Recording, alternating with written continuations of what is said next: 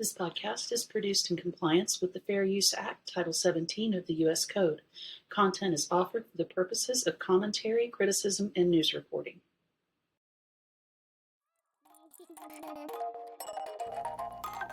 Hello and welcome to the Bumbling Buddhist podcast.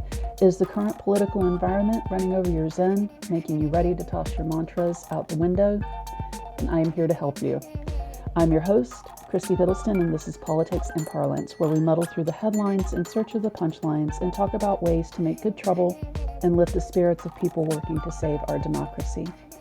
This podcast and the Bumbling Buddhist Substack are free to the public and do not require a paid subscription, and there is no paywall to enjoy our content. Your interaction helps to boost it in the algorithm to reach more interested listeners, so please don't forget to like, subscribe, share, and comment. If you would like to further support the work we're doing here, please visit our Ko-fi site to donate or shop in our online storefront. Both links are available in the description of the podcast. So in today's episode, I will be covering statements made by North Carolina Democratic lawmakers regarding the current government shutdown that started early Wednesday. Let's dive in. So the U.S. government shutdown was effective on Wednesday, October 1st, 2025. Headlines have been trading jabs on who is to blame. Both parties are pointing their fingers at the other party with different spins for the blame. I'm old enough to remember a few of these shutdowns, and they were often situations where both sides of the aisle could have done well to find an adult in the room. But it is my opinion that this is not the case with the current shutdown. Let me explain. Let's begin with Representative Chuck Edwards, who replaced Madison Cawthorn in North Carolina District 11. Edwards said that it was a quote-unquote myth that Republicans are solely responsible because they control all three branches of government. He said, quote, passing a budget requires 60 votes in the Senate. Republicans brought a clean continuing resolution, or CR, to the floor to keep the government open. Democrats rejected it, end quote. He's not wrong about what he said. Unfortunately, he left out the most important part, what is not in the clean continuing resolution and why people are livid about it.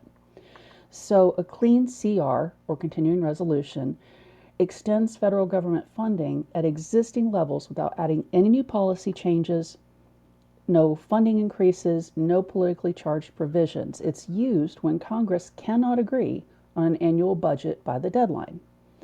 There is a simple phrase that summarizes a clean CR and what Edwards is pulling for. It's called kicking the can down the road. So what Edwards said was as much of a confession as it is an accusation when you look at what a clean CR really is and why it's used. It's a stopgap measure used when Congress does not get their jobs done. Full stop. Part of doing that job when it's time to pass a budget is negotiation. 60 votes are needed to pass the budget. They have 3 Republican senators.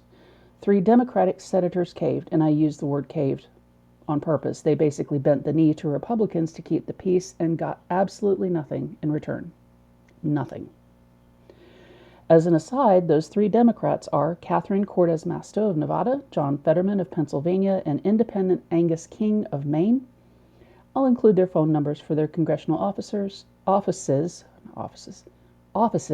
in the description of the podcast in case you need it for any reason. Okay, more. Representative Greg Murphy, a Republican from North Carolina's 3rd District, wrote a letter requesting his pay be withheld during the shutdown.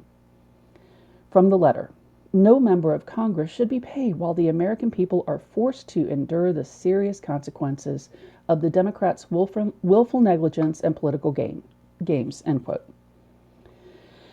It's important to also note that Representative Murphy, who so selflessly offered to turn over his paltry $174,000 a year salary, also has a net worth of about $23.9 million. It is wild to me that he thinks that those Americans he is so passionately virtue signaling to can't pull up Google to figure out that he is indeed virtue signaling. His salary is a drop in a really big bucket compared to the money he's raking in. Another interesting tidbit, Representative Don Davis, who is a Democrat from North Carolina District 1, was the only Democratic member of the North Carolina congressional delegation who was not part of the press conference. Even more strange, he holds the most competitive House seat in North Carolina and is being targeted by the National Republican Congressional Committee ahead of the 2026 midterms. With that being the case, and the way that I think midterms may pan out, I think that he made a huge mistake by sitting out that press conference. So let's move on to, it was a virtual press conference that was held by 3 members of the North Carolina Democratic Congressional Delegation condemning Republicans for the government shutdown and the harm that it would cause to the people of North Carolina. Those representatives were Deborah Ross from North Carolina District 2, Alma Adams from North Carolina District 12, and Valerie Fouché from North Carolina District 4. From Representative Ross, quote, "Since day one, this corrupt administration and the Republicans have refused to negotiate with Democrats on funding the government. Now, they have plunged our country into a shutdown that will actually wreak havoc on many North Carolinians," end quote. From Representative Adams, quote, "Republicans refuse to meet Democrats at the bargaining table because we want to find a bipartisan solution that could have prevented this shutdown. Republicans would rather shut down the government than protect the health care of the American people, extending affordable health care tax credits," end quote. From Representative Fouché, quote, "These are working families, teachers, nurses, small business owners, and parents trying to afford a doctor's visit for their children. They should not be collateral damage in this Republican manufactured crisis," end quote. So here is what the shutdown could do to North Carolinians. There could be delays for those relying on food assistance. More than 1 million North Carolinians rely on that to eat. TSA employees will be unpaid, possibly leading to longer wait times at the airport, including Charlotte Douglas, which is one of the busiest international airports in the country. Children across the state will lose access to Head Start programs.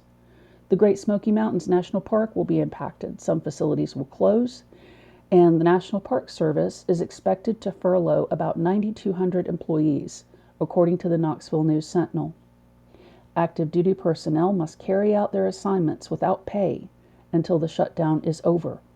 North Carolina has the 4th largest active military population in the country, with Fort Bragg near Fayetteville, Camp Lejeune in Jacksonville, and Seymour Johnson Air Force Base in Goldsboro, as well as smaller operations throughout the State Defense Department. And the civilian employees, their defense contractors, those also will not be paid unless Congress passes some separate legislation for those contractors and civilians to be paid. Veterans may no longer have access to some VA benefits and services such as career counseling, transition assistance, and help through their emergency hotline. FEMA could delay reimbursements to state and local governments, which is especially devastating as Western North Carolina continues to recover from Hurricane Helene. So here's the punchline. This government shutdown is because the United States budget requires 60 votes to pass in the Senate. And in most cases, you won't have a setup in the Senate in Congress where there is any party that will carry that kind of majority, and that's the point. Negotiation is a requirement. Both parties have to come to the table in order for that to be done. Both parties have to actually be present and not just leave DC. So from what I'm understanding, the Republicans went home and the Democrats showed up to negotiate with people that didn't show up. So negotiation isn't easy, democracy isn't easy, but both are a requirement. Again, Democrats have been in DC ready to come to the table. Republicans are refusing to budge. In my opinion, this shutdown falls into the laps of the Republicans. I say that because it's part of their duties, their basic duties as a member of Congress, elected by their constituents to come to the table and come to compromises that serves them. When you negotiate, no party gets everything they want, but concessions are going to have to be made. So where do we go from here? One habit that I've formed in the past few months is making sure to send at least one email to an elected official or one phone call. Those calls, even if you leave a voicemail, they are important, they are counted, they are recorded. I use an app that's called 5Calls, the number 5, CALLS, to help me with finding the contact information, current issues from local to national, and even suggestions for scripting. It's something that makes a difference, and you don't even have to leave your chair. So get to it. I will leave resources in the description. Okay, that is it for now. Thank you so much for your continued support for the work we're doing at Bumbling Buddhist. I hope you found the information helpful. Until next time, I honor the place in you where the universe resides. I honor the place in you of love, light, of peace, and of truth. I honor the place in you that is the same in me. Namaste.